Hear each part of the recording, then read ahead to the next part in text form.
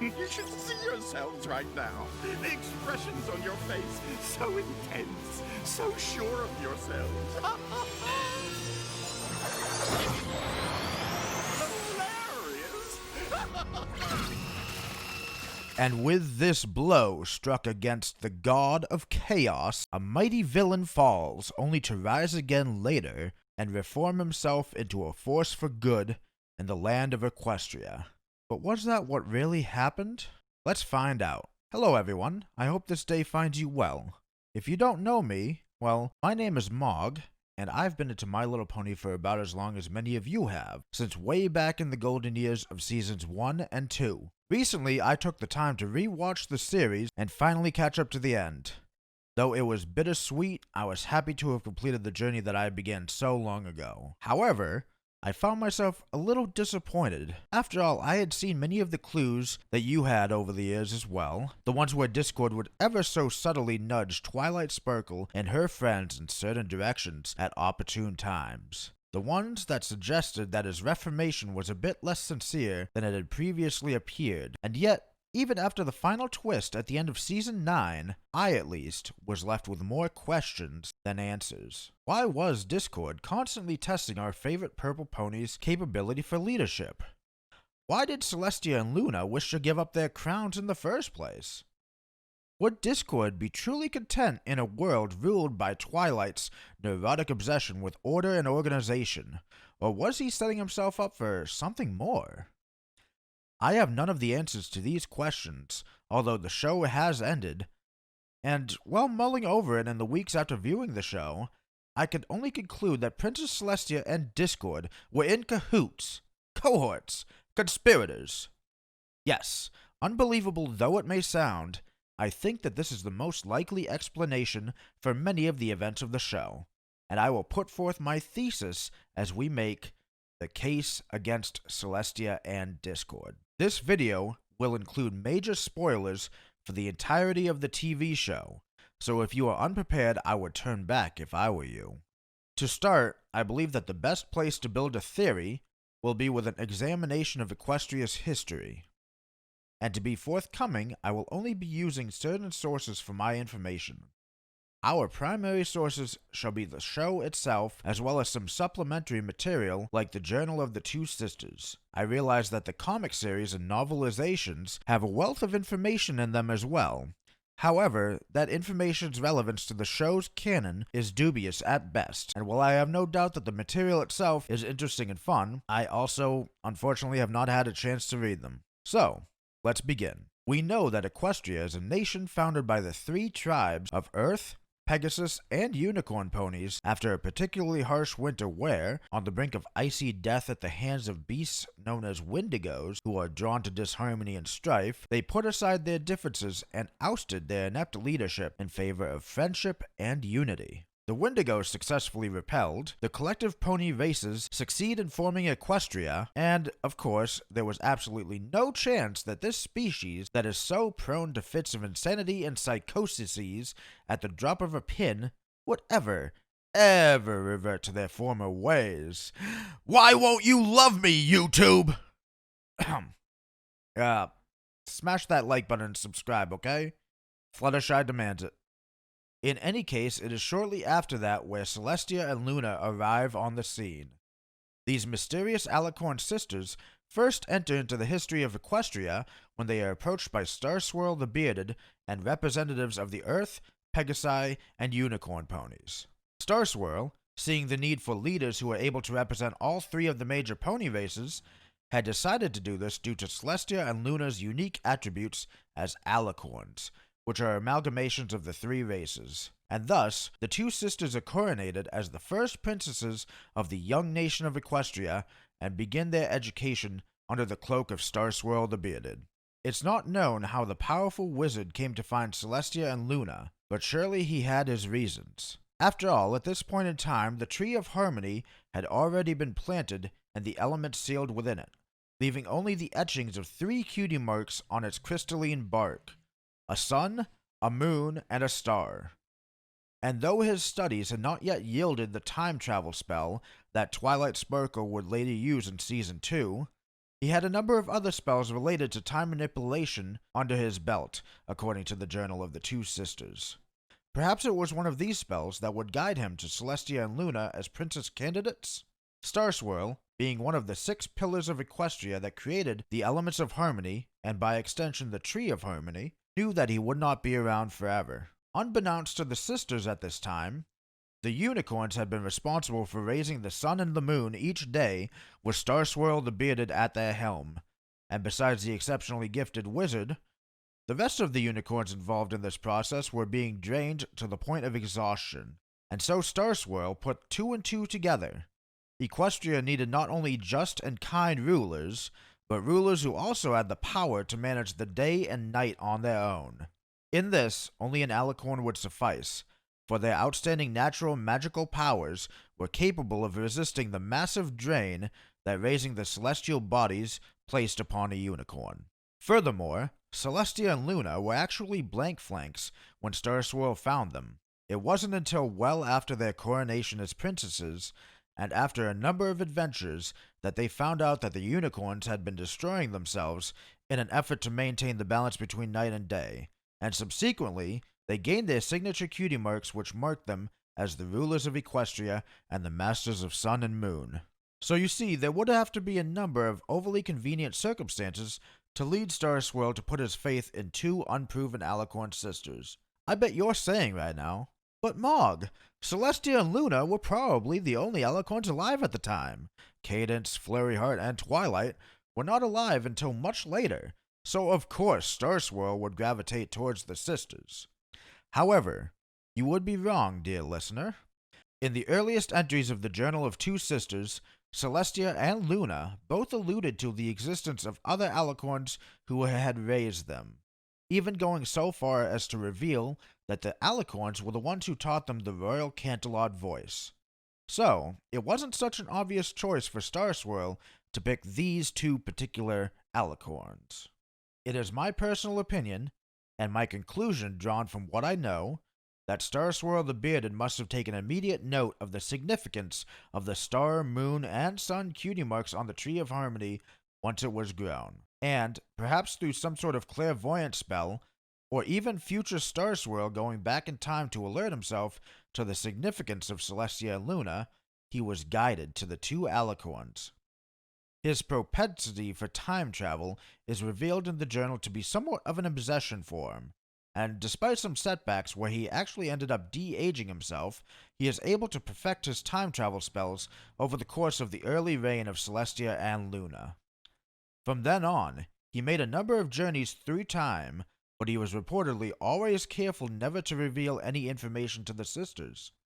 Nevertheless, Celestia was able to glean some information from Star Swirl's excited expressions when she brought up the markings on the Tree of Harmony, and thus affirm her suspicions that the sun, moon, and star were symbols that were somehow important for the future of Equestria. And, of course, she confirmed it 100% when herself and Luna gained their cutie marks after learning how to manipulate their respective celestial bodies. Of course, most of us have some idea of what followed. Shortly after these events, Star Swirl and the Pillars sacrificed themselves to save the realm from their former friend Stygian, who had become the Shadow Pony of legend. The 2 sisters retrieved the elements of harmony shortly thereafter from the tree to combat the machinations of Discord, who had appeared and turned Equestria into his personal, chaotic playground. And further still, Luna fell to the temptations of jealousy and malice to become the evil Nightmare Moon, forcing Celestia to banish the pony that she had loved the most to the moon for 1,000 years of desolation. The events here which are of most interest to us in this context are Discord's brief reign as well as the downfall of Luna.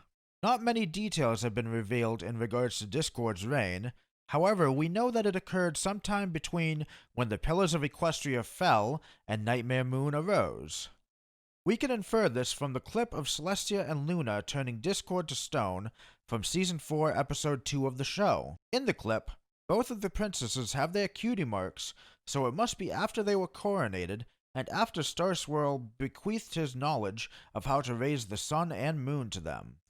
Yet they are forced to use the elements on their own to seal Discord away, hinting that the pillars are no longer present in Equestria. It's important to note that the elements traditionally require representatives of each element to be present to be used, but in this case only Celestia and Luna were required to banish Discord. Is this because of the strength of their sisterly bond, perhaps? Or is it simply because their alicorn magic was so strong? Perhaps it was the will of the Tree of Harmony itself. On that note, I would also like to draw the viewer's attention to the fact that Discord was quite aware of the Tree of Harmony. When the sisters find Discord, he is lounging on his makeshift throne, munching on a bag of what would later turn out to be plunder seeds. 1,000 years later, these pernicious plants were to bloom and attempt to choke the life out of the Tree of Harmony, which caused the ever-free forest to run wild and grow without limits. This chain of events, in combination with Discord's downplaying of Celestia and Luna's attempt to use the elements, leads me to believe that he knew much more about the tree than he let on. Discord knew, or so he thought, that the elements of harmony could only be used by a group of 6 ponies. But this would lead to his ultimate downfall, as he was frozen in stone in the middle of having a hearty laugh at the so-called would-be heroes. And thus the sisters would buy a temporary peace for Equestria. However, as we know, it would be a short-lived peace. Luna, angered that her sisters seemed to be a never-ending magnet for love and adoration from their pony subjects, while she herself was slighted and ignored due to her domain of night, allowed for these emotions to corrupt her, and she was turned into Nightmare Moon, a terrible perversion of the values which she and her sister had stood for over the years. In a heated and emotional battle, the two sisters fought tooth and nail, horn to horn, until Celestia used the elements of harmony in a desperate bid for succor. The elements lended her their power for one last time, sealing Nightmare Moon away on the surface of the moon for 1,000 long years of loneliness for both her and her sister, who had wanted nothing more than to have Luna return to her. From then on, there was 1,000 years of peace with Princess Celestia at the helm. It is these 1,000 years that are the key to our thesis. Little is known of this gap in time, so please keep in mind that what follows will be simple conjecture on my part. First off, let us address how Celestia herself must have felt after losing Princess Luna. Prior to their breakup, her and Luna were always inseparable, and though they had their moments when they would disagree, they were still the best of friends, and Celestia cared for her sister very deeply even before Nightmare Moon. This was illustrated best when Luna stumbled upon the homeland of the zebra race beyond the boundaries of the Everfree Forest. Luna had left on her own without informing anyone, and when Celestia found out, she immediately set off in search of her sister. On first sight, she was, quote, relieved, but still so angry, and began to shout Luna down until she realized that she was crying. Her words, not mine. Celestia must have been completely devastated upon losing her sister, to the point where she was emotionally vulnerable and ready to trust anyone who offered the slightest chance of reuniting with her precious Luna. Moreover, the circumstances of Luna's downfall was at odds with Celestia's personal philosophies when it came to running a kingdom. According to her very first entry in the journal, the sisters, Celestia in particular, did not see themselves as rulers. They immediately clarified to the ponies who had sought them that if they were to become the 2 princesses, they did not wish to see the ponies as their subjects, but rather wished to see them as friends to protect and serve. Celestia thought of herself as a guardian to Equestria, while Luna must have had a different perspective on the matter. If she had thought in a similar manner to Celestia, then she might not have had the thoughts in her heart that allowed for the circumstances which birthed Nightmare Moon in the first place. So perhaps Celestia was beginning to feel that the system of governance which herself, Luna, and Starswirl had conceived of was inherently flawed and required change. Perhaps she simply wanted her old life with her sister back, and would give up her crown, would give up anything to have her back. Perhaps she was simply afraid that she would fall as her sister once did and become Daybreaker, the inversion of her current self and the counterpart to Nightmare Moon. We still have more to cover when it comes to Celestia, but I would like to go on a tangent at this moment and examine Discord's role in all of this. After all, we've barely devoted a moment of this analysis to our favorite god of disorder, haven't we? We all know Discord's propensity for trickery and delight for chaotic elements, from cotton candy clouds to blue flu. But for such a powerful being, it's very rare that he actually exerts his influence in undue ways. For instance, if he truly wished to rule Equestria, he likely would have taken action in the primordial times where the Wendigos nearly snipped the burgeoning Pony Nation in the bud, and he certainly had ample time to make his presence known while the Pillars of Equestria still existed. Perhaps it was simply that he was fearful of the elements of harmony being used against him, and when he heard that Star Swirl and the others had been lost, he saw an opportunity to take control? This is the most likely scenario, I believe. But what if he had a deeper role? What if his purpose to exist was not simply to create chaos, but to test the forces of order and serve as a necessary counterbalance to keep the natural equilibrium in check? I think, given his actions over the course of the series, this is also a likely case. It would explain not only why he was silent up until the pillars disappeared, but why he was so oddly compliant with the actions of the main six and Celestia after his defeat at the beginning of Season 2. It's also quite clear that there is some sort of cosmic system of checks and balances that prevent Discord from simply doing as he pleases without limitation. This can be seen in Season 7, Episode 12 of the series, Discordant Harmony. In this episode, Discord attempts to assimilate into polite society in a way by altering his personal pocket dimension in a manner which he believes would be pleasing to Fluttershy. However, this initiative backfires on him when he himself begins to disappear, as his home has become too ordered and harmonious for him to exist.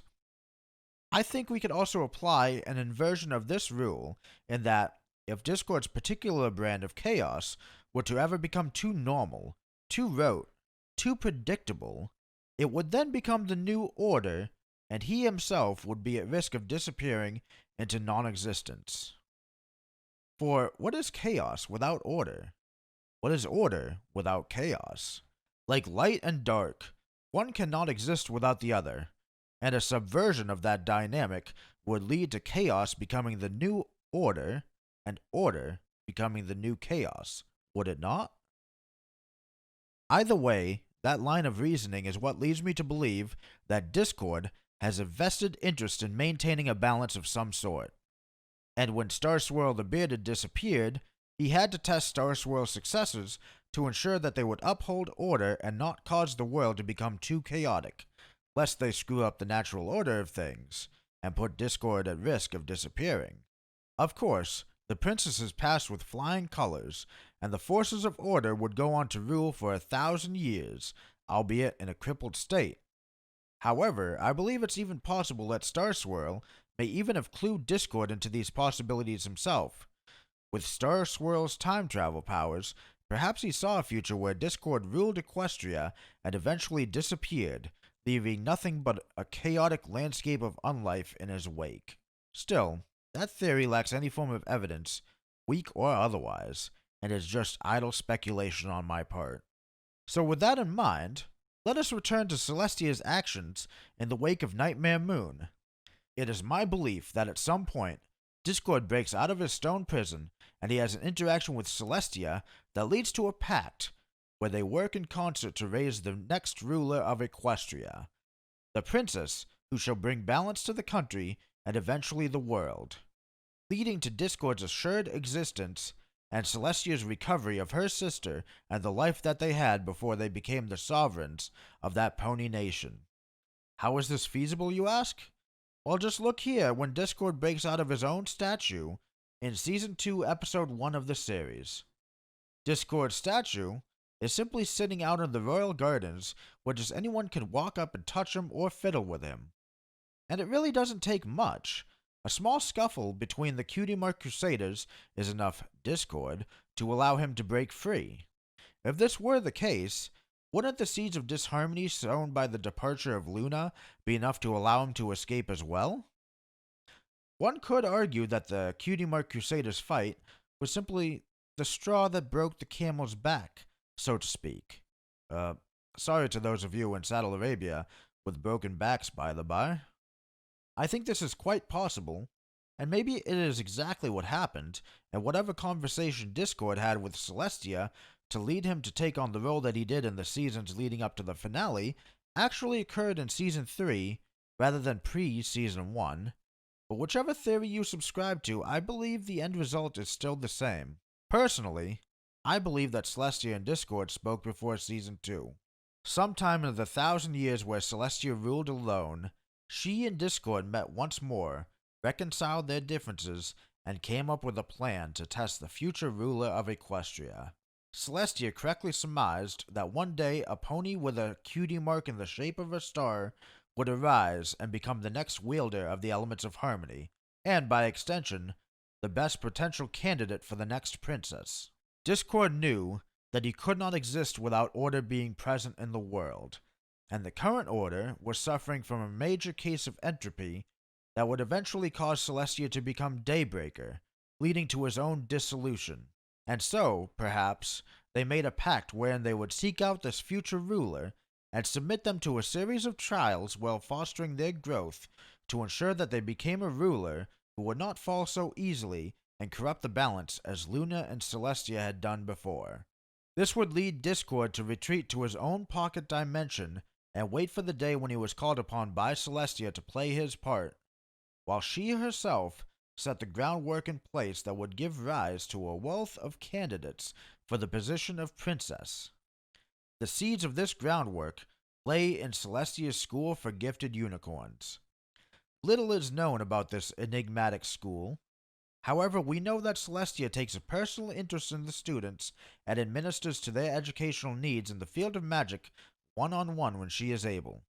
We do not know the exact nature of those studies, as the relationship between Celestia and her students is not explored in depth in the series, outside of her friendship with Twilight Sparkle. But we do know that many of her known students have stars in their cutie marks.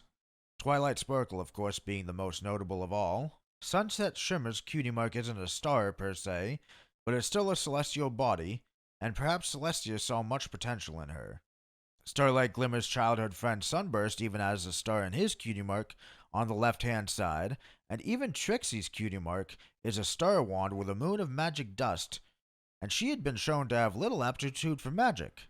Oh, and speaking of Starlight Glimmer, even though she sort of fell through the cracks and never actually attended the magical school, she does have a rather large star in her cutie mark as well, suggesting that the star is the mark of magical aptitude. Of course, Celestia couldn't just open up a school for ponies with star cutie marks, so it's still a legitimate school of magic meant to enrich the lives of unicorns everywhere. But its true purpose was almost certainly to seek out the one who would not only become Celestia's successor, but the one who would have the mark that would fit into the Tree of Harmony's slot of the star, as well as take Star Swirl's place as the new element of magic. And so finally, we get to the actual series, the show which we've all come to know and love, Friendship is Magic. Let's go season by season and cover some events which happen that support my theories, shall we? So, I think the first event that we should cover is the very first Sonic Rainboom that gave the main six their cutie marks.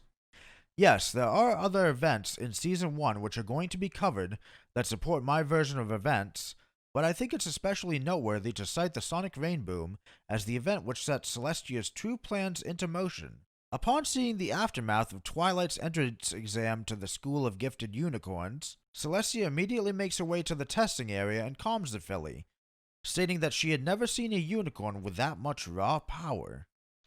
Then, to Celestia's delight, and even more so Twilight Sparkle's, the cutie mark that she had been searching for a millennia manifests itself upon the Sparkle flank, thus affirming her snap decision to make Twilight her own personal protege.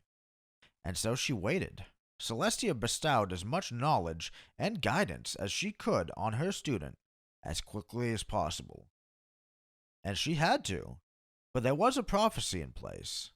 The prophecy said that Nightmare Moon would escape her lunar prison after 1,000 years had elapsed, and Twilight Sparkle The pony that Celestia had been waiting for nearly a millennia had finally appeared. And so, Celestia, with hope and adulation in her heart, and faith in her best student yet, sends Twilight off to Ponyville to prepare for the Summer Sun celebration and, more importantly, make some friends. As we know, this gambit paid off, and Twilight Sparkle not only united with the other potential elements of harmony, but saved Princess Luna from her self-wrought prison as Nightmare Moon, to the utter relief and delight of Celestia. But Twilight's trials were far from over, and in fact, even Luna had somehow set up a test for the fledgling elements of harmony. But how could that be, you ask? Dear viewer, I would not lead you astray. At least, not willingly. I believe Luna's actual personality interfered with Nightmare Moon in just such a way as to influence her to set up softball tests for the main six before they were able to retrieve the elements. We know from some remarks made by Lauren Faust on her DeviantArt page some years ago that Celestia had tried on her own to break the spells that sealed Nightmare Moon away, to no avail. Perhaps it's possible that through these unfortunately doomed attempts that she made Luna aware of her efforts to find a successor somehow? Regardless, each of the ordeals placed before the main six in the second episode of the show lined up conveniently with the elements that they would become. And I, for one, believe Luna had a hand in that. My main foundation for believing so is the manticore that the group encountered in the Everfree Forest that Fluttershy was able to befriend. You see, according to the Journal of the Two Sisters, Luna had befriended a manticore in the forest in the time of antiquity, before Starswirl the Bearded fell and discord reigned. This manticore, aptly named Melvin, was able to communicate with Luna as though it speaked Ponish, much like Fluttershy is able to communicate with animals. This in and of itself lends credence to Celestia and Luna being able to use the elements to seal discord away. Odd though it may be, Luna herself might have been possessed of the element of kindness at one point, but that theory is neither here nor there. The point is, the Manticore had such a deep connection to Luna, and I think it is no coincidence that Melvin was there that night along the path to the castle where his beloved Luna once resided. Perhaps that was simply Luna's consciousness reaching out from the depths of the prison that she was within in Nightmare Moon, reaching out for someone, anyone, to help her. Or perhaps it was the Tree of Harmony exerting its magical energies from the ravine deep beneath the castle of the Two Sisters and guiding the new elements on their path. Regardless, that's not the only time a magical creature that the sisters knew from antiquity was used to test the main six. Let us take a quick look at Season 1, Episode 7, Dragonshy. In this episode, we see the ponies deal with a dragon that chooses a nearby mountain to sleep off a rough century of boozing and hoarding. The circumstances of this episode are odd to say the least. When the ponies encounter the dragon, it treats them as little more than a nuisance, and instead of reacting in a violent manner as most dragons would upon being rudely woken up, the dragon is quite easily convinced to leave when Fluttershy overcomes her fear and stands up for her friends in a rare moment of extreme confidence by the timid mare. Much like Melvin the Manticore, we can examine the Journal of the Two Sisters for some insights as to where this dragon came from and why. You see, even back in the day, Celestia and Luna had ties to the Crystal Empire. This area was one of their autonomously controlled regions ruled by Princess Amore, a distant relative of Princess Cadence. One day, Princess Amore sent a missive to the Two Sisters, alerting them to the fact that the Crystal Heart, the icon of the Empire and the battery that powered their protective field against the elements, the weather, not the harmonious gems, had been stolen by a dragon. Upon hearing this, of course Celestia and Luna rushed to their aid, and it was found that the dragon was angry because the crystals used to create the heart had been mined from a mountain that he had laid claim to some years ago.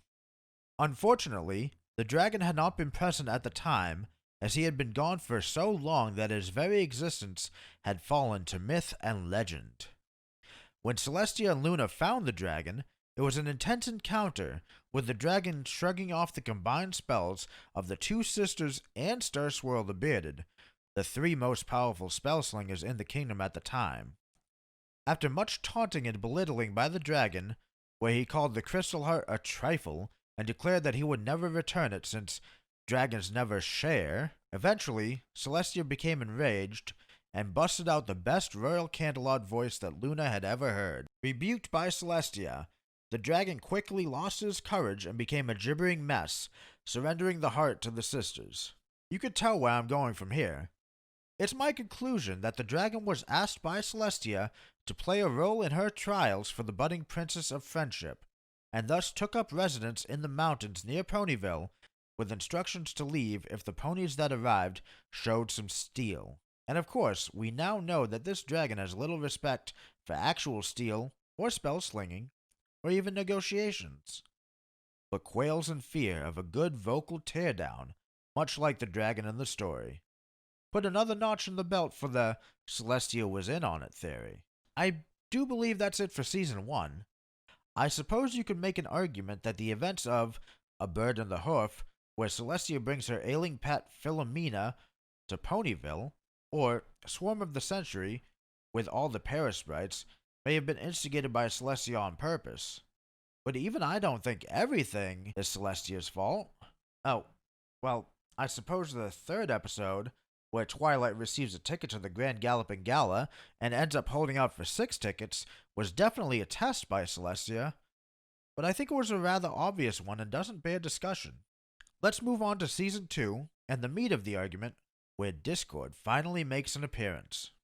So, as we've discussed, at the beginning of Season 2, we come upon Discord conveniently left in the Royal Garden as a statue, and he begins to break out once he hears a tussle between the Cutie Mark Crusaders. We could take that at face value, but why would we?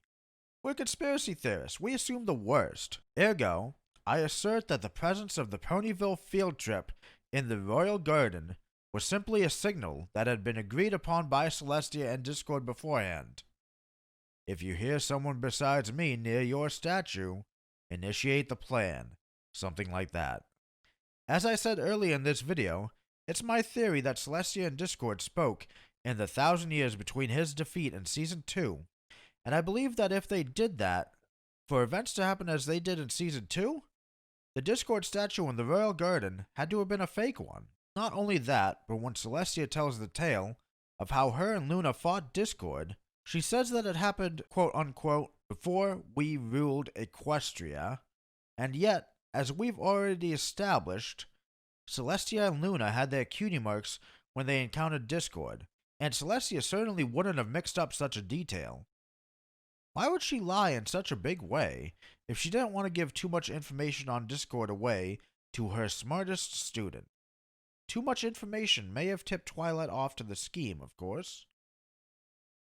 Anyways, whether that's true or not, our favorite Chaos Sower wastes no time in playing a game with Twilight and our friends, while Celestia conveniently takes a backseat to the whole thing. Even when it seems that Equestria is on the verge of destruction and there is no hope to be found, Celestia and Luna are both suspiciously absent. That is, in a personal way. Twilight is brought back from the brink by Celestia, who has sent back the letters that Twilight Sparkle wrote to her over the course of Season 1 through Spike just in time. Thankfully, Twilight and the gang ultimately succeed and seal Discord back up with the elements of harmony for real once more. But he has no fear, for Celestia has assured him that his imprisonment shall be a short one. And that's basically it for Season 2. It's a bit of a slow burn now that we have the show itself involved, as much of the content is now that sweet slice of life that we all came to know and love over the years. Still, there's a few other important developments in Season 2 that we should keep in mind. The first of which is that in Lesson 0, Twilight's task of writing letters to keep Celestia abreast of her friendship developments are now expanded to include letters from the rest of the main 6, as Celestia is now certain that the other 5 members of the main 6 are just as important to the future of Equestria as Twilight is, and the second of which is the revelation during the season finale that Twilight Sparkle's big brother is not only captain of the Royal Guard, but engaged to Princess Cadence, sovereign-to-be of the Crystal Empire. Such a lofty position for someone who happens to be related to the future ruler of Equestria that's being groomed by the current ruler, is it not? As for the changelings, I believe their presence truly was unexpected, and not some sort of ploy by Celestia. After all, Celestia herself finally took some action and got smited down and the horn laser heard round the world, and for the first time in the series, she was in actual danger. Next comes Season 3. Season 3. What could have been? I still feel keenly that disappointment, and to this day, Season 3 is one of my least favorite seasons of the show, since I thought it was way too early to turn Twilight into a princess, and that Twilight becoming an alicorn was a bit contrived and just a motion to sell toys. Still, we are not here to judge the show's quality, nor are we here to judge what could have been. Well, at least not in that sense anyways. We are here to examine a plot, and that's... Wait, not that type of plot. You know what I mean, shut up. Anyways, Season 3 opens up with perhaps one of the best scenes to support my argument. We see that Luna has been brought into the fold by Celestia and informed of our overarching plan to foster the next ruler of Equestria, and they are speaking in the hallway of the castle at Canterlot over whether Twilight is ready for the test before her. Shortly thereafter, Twilight and the main six travel to the Crystal Empire and liberate it from the specter of King Sombra, passing the test and causing Celestia and Luna to contemplate Starswirl the Bearded's spellbook, which was left behind after he was sealed in limbo with Stygian and the other pillars of Equestria. The spellbook, containing the incomplete spell involving cutie marks that was also mentioned in the Journal of the Two Sisters, would be instrumental in the season finale when Twilight completed the spell to save her friends from a future where they would be without their own cutie marks. In fact, now that I think about it, I had previously chalked up the sudden and inexplicable happenings of the season finale to a rushed production and missed opportunities. But I am just now realizing that the main six's cutie marks being switched around could only have been the work of Celestia herself, perhaps with an assist from Luna. It had always bothered me that merely completing Starswirl's spell was enough to transform Twilight Sparkle into an alicorn, but with this revelation, of course, Celestia had sent the book to Twilight the night before, and merely uttering the words of the spell was enough to switch the cutie marks around. But to my recollection, there is no other spell that we've seen where a simple incantation is enough to trigger it, and there is no mention of a similar... But wait, there is. You see, the cutie pox that appeared in Season 2, when Apple Bloom wished so hard for her cutie mark, had appeared only one other time in pony history before vanishing in a just as inexplicable manner. Perhaps cutie pox was the result of Starswirl's experiments with the spell before he even met Celestia and Luna. Regardless, I think despite the circumstances involved with the season finale, we can all agree that the events had been set into motion by Celestia, whether she was ultimately responsible for the spell firing prematurely or not. Of course, upon completion of the spell, Celestia is elated and bestows the power of becoming an alicorn on Twilight Sparkle, bringing her plot and Twilight's destiny ever closer to fruition, and demonstrating that for the most part, alicorns are not born, but chosen. There's some contradictions between the show and the supplementary materials on that matter, and I don't have a definitive answer on hand for that one. Of course, I would be remiss if I didn't bring up Discord's episode this season. You didn't think I'd forget, did you? Keep Calm and Flutter On was the 10th episode of Season 3, and revealed a major surprise. Celestia, after 1,000 years of presumably leaving Discord sealed up in a statue, supposedly had a change of heart, and decided that not only was he capable of being reformed, especially so soon after attempting to take over Equestria for a second time, but that Twilight and friends were the perfect candidates to do so. Yup. You will, of course, forgive my skepticism. This was yet another test set by Celestia and Discord, and this one was unique in that the main six actually came very close to failing. Fluttershy is the MVP of this episode, succeeding at making Discord her friend to everyone's surprise, including the man himself. I believe this was meant to be a lesson for the main six on the ability of those who caused wrong to be able to redeem themselves and become a force for good in the world. Well, that's obvious, really. But it's still astonishing that the future Princess of Friendship would fail at this lesson. Still, Twilight herself would later take this failure to heart, even if she didn't quite realize it, and later come to tolerate and even trust Discord a little. And of course, her relationship with Starlight Glimmer would prove that she was capable of seeing the good in anyone, even if it took her some time to come around on them. Still, Discord's newfound relationship with Fluttershy was not part of the plan, even for him, and he would grow to love the young mare over the rest of the show, finally finding a reason to stick to Celestia's plans besides his own selfish desire for her continued existence. In Season 4, Celestia begins to take a backseat in putting events into motion. Don't get me wrong, her influence is still there, but at this point, Twilight and her friends are already on the right path. They simply need a nudge here or there to put them back on track, and Discord is more than happy to oblige. Nevertheless, the first 2 episodes are still important as the Tree of Harmony is introduced. Celestia and Luna mysteriously disappear once more after the Everfree Forest begins to go berserk, and over the course of the episodes, Twilight sees the past through a manifestation of her budding alicorn magic, and is guided to the castle of the Two Sisters, where Celestia and Luna began their reign over Equestria so long ago, before later moving to Canterlot Castle.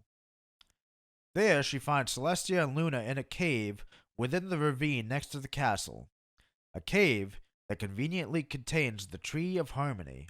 Of course, it's also revealed that Discord scattered plunder seeds that were meant to strangle the tree and sap its powers so the elements of harmony could not be used against him 1,000 years ago.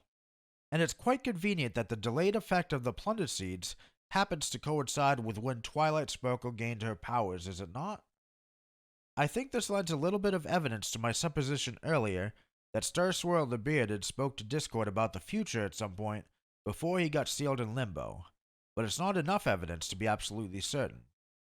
I think that Discord may have genuinely been trying to sap the tree rather than setting up a future trial for the main 6. After all, if he wanted to do such a thing, he could have done so right after the Season 3 finale, yet he didn't. Anyways, the tree is saved, and the season goes on with Twilight investigating the castle of the Two Sisters, as well as coming into her own with her new alicorn body. Of course, in the episode 3's A Crowd, Discord tests Twilight once again on her desire to rehabilitate those she perceives as villains and her capacity for compassion by demanding her attention to help treat as Blue Flu, which later turns out to be fake. This time, she passes the test with flying colors, as she gives up her quality time with Princess Cadance, who was already her good friend, to help treat Discord, who she had seen as an enemy up till that point. He sends them across the world to find a flower, which would supposedly cure his disease, only to spill the beans and tell Twilight that he had been essentially faking it for attention. And then he catches an actual flu from a tattleworm, so all's well that ends well. Finally, in the last couple episodes of Season 4, an ancient evil known as Lord Tyrek is released, and he goes about absorbing magic from all corners of Equestria. The manner in which he's released is still left unexplained to this day, but courtesy of Princess Celestia, we know from a few lines of dialogue in this 2-parter that Tyrek must have escaped from the prison known as Tartarus way back in Season 2. In Season 2, during the episode It's About Time, where Twilight finds and performs Star Swirl the Bearded's imperfected version of his time travel spell, the 3-headed guard dog of Tartarus, known as Cerberus, is inexplicably released and shows up in Ponyville of all places, and Twilight ends up escorting him back to the jail with the power of doggo friendship and magic. But how did he get loose in the first place? Well, we find out much later on in Season 8's finale that the door to Tartarus can only be opened with magic. Even the combined intellect and might of the main 6 and Tyrek could not budge those doors without channeling the magic from the creatures in the prison, as recent villain Cozy Glow had been absorbing all of the magic from Equestria for her own sinister ends. Though Tyrek himself was instrumental in that plan, as he had been the one to absorb the magic from the creatures, he could not have been the one to do so upon his first breakout. The first time we see Tyrek, he's in such a weakened state that he's barely able to speak, let alone open the doors of Tartarus, and is so starved for magic that he's on the verge of death. So who broke him out? I believe this was Discord beginning to go off the reservation, so to speak, and take more initiative in how Twilight and the gang were to be tested. As desperate as Celestia was to bring true balance back to Equestria and return to a normal life with her sister, I doubt that she would have endangered the entirety of Equestria in just such a way only to test her student. No. Combined with what we know of Discord in Season 9 and his willingness to use other villains for his own gain, I believe Discord was the one who released the lock on Tartarus and let Tyrek go free, all so we could push Twilight further down the path to her destiny. Let us not forget either that it was Discord who provided Twilight with her key for the Chest of Harmony, the final key that they needed to open it and obtain the magic that they needed to defeat Tyrek and plant the seeds that would become the Castle of Friendship. Now at this point, events get a little bit more laid back. Celestia is now confident enough in her student to where she believes that Twilight is almost ready to lead, and it's only a matter of time before she's good to go. Moreover, she no longer needs to create trials for the main six to overcome. The map in the Castle of Friendship provides friendship problems to solve on the regular, and that seems to be enough. However, Discord isn't nearly as convinced. He continues to be a thorn in Twilight's side, but almost always within reason. In Season 5, Episode 22, he orchestrates events in such a way to make Twilight jealous of him when he starts making inside jokes with her friends. In Season 7, Episode 1, he is awarded a medal for his acts in the prior season where he, Starlight Glimmer, Trixie, and Thorax save Equestria from the invasion of Chrysalis and turn the changelings from sociopaths into social butterflies with the power of friendship, and then pressures Twilight into making a decision on whether or not to continue her friendship lessons with Starlight Glimmer. This was but a minor test, more to prod her oftentimes indecisive nature when confronted with a tough choice, yet it was still a test involving her ability to lead ponykind. He even decided to give Starlight Glimmer a personal test, prodding her and poking her when she is put into a position of authority for perhaps the first time since her reign over the town that she had subjugated back in Season 5, perhaps to ensure that she would not once again go mad with power and upset the natural order. As we enter Season 9, we get Discord's greatest test of all, when he goes undercover as Grogar, a villain from long before even Star Swirl the Bearded's time, and unites the villains Tyrek, Chrysalis, King Sombra, and recent criminal Cozy Glow as one final test to judge whether or not Twilight Sparkle was ready to ascend to the throne. He is at this point quite anxious for Twilight to rule, even to the point where he becomes angry when Celestia and Luna postpone the coronation after Sombra attacks. And he's not even bothering to hide that he's testing Twilight at this point, outright saying that he faked getting hurt by Sombra just to test her and her friend's conviction. It's at this point where events become even more suspect. One would imagine that Twilight would question things and attempt to figure out why Discord was always doing these things, considering it's gone beyond a character quirk at this point and into an overarching trend or objective.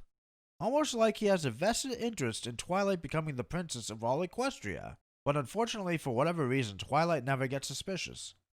Whether this is because she is too distracted by everything going on in her life up to this point, between her school of friendship, her normal life, and becoming a princess, or because this is a failing of the writers, I do not know. It very well could be the latter. This is Season 9, and if we're being honest, I feel as though the show has taken a bit of a dip since Season 6, which was my least favorite season since it was a bit lackluster outside of a few good episodes and Starlight Glimmer. Not to mention Fluttershy's characterization being botched in the episode she was in.